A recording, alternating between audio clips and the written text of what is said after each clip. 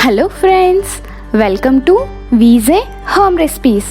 ఈరోజు మీకోసం చాలా ఈజీగా చికెన్ మంచూరియాని ఇంట్లోనే ఏ విధంగా ప్రిపేర్ చేసుకోవాలో చెప్తా ఫ్రెండ్స్ ఇప్పుడు ప్రాసెస్లోకి వెళ్ళిపోదాం. ఒక మిక్సింగ్ బౌల్ తీసుకొని 250 గ్రామ్స్ చిన్నగా కట్ చేసి పెట్టుకున్న బోన్లెస్ చికెన్ని మనం వేసుకోవాలి. ఆ తర్వాత 1 టేబుల్ స్పూన్ కారం వేసుకోవాలి. అలానే 1 tablespoon black pepper powder add చేసుకోవాలి. ఇప్పుడు 2 టేబుల్ స్పూన్స్ కార్న్ ఫ్లోర్ అందులో వేసుకోవాలి. అలానే రుచికి సరిపడా సాల్ట్ను కూడా యాడ్ చేసుకోవాలి. ఇలా అన్నింటినీ యాడ్ చేసిన తర్వాత ఈ మిశ్రమం అంతా బాగా కలిసేటట్టు ఈ విధంగా కలుపుకోవాలి. కొంచెం స్పైసీగా కావాల్సిన వాళ్ళు మరికొంచెం కారం యాడ్ చేసుకోవచ్చు. నేను కొంచెం యాడ్ చేసుకున్నాను. ఇలా కారం కూడా ఇంకోసారి యాడ్ చేసిన తర్వాత మిశ్రమం అంతా వీటికి బాగా పట్టేటట్టు ఇంకోసారి కలుపుకోవాలి. ఇలా కలిపి పెట్టుకున్న మిశ్రమాన్ని మనం 30 నిమిషాల నుండి గంట వరకు ఒక పక్కన పెట్టి అలానే ఉంచుకోవాలి. ఆ తర్వాత స్టవ్ పైన ప్యాన్ పెట్టుకొని ప్యాన్ హీట్ అయ్యాక సరిపడినంత ఆయిల్ వేసుకోవాలి.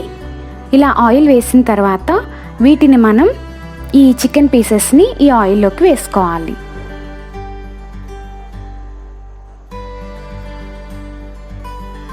ఇలా ఒక్కొక్కటిగా ప్యాన్ చుట్టూ ఈవెన్గా వేసుకోవడమే. ఈ ప్రాసెస్లో మనం మంటని లో టు మీడియం ఫ్లేమ్లో అడ్జస్ట్ చేసుకోవాలి.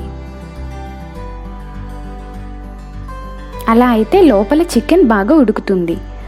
ఇలా ఈ విధంగా అటు ఇటు రొటేట్ చేసుకుంటూ వీటిని మనం గోల్డెన్ బ్రౌనిష్ కలర్ వచ్చినంత వరకు డీప్ ఫ్రై చేసుకోవాలి. ఇలా వస్తే సరిపోతుంది. ఇప్పుడు మనం కొద్దిగా ప్లేట్లోకి ఒక పక్కన పెట్టి తీసుకుంటూ ఒక పక్కన పెట్టి ఉంచుకోవాలి.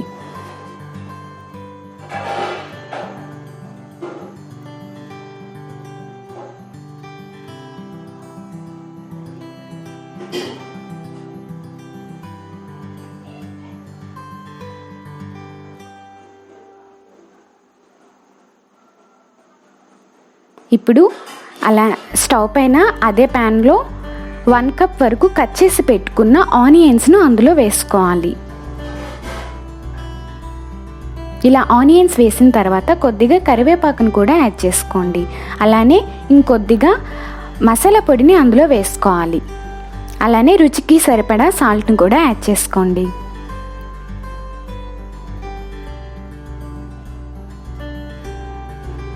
ఇలా యాడ్ చేసుకున్న తర్వాత 1 టేబుల్ స్పూన్ సోయా సాస్ను అందులో వేసుకోవాలి. అలానే 1 టేబుల్ స్పూన్ వెనిగర్ను కూడా వేసుకోవాలి.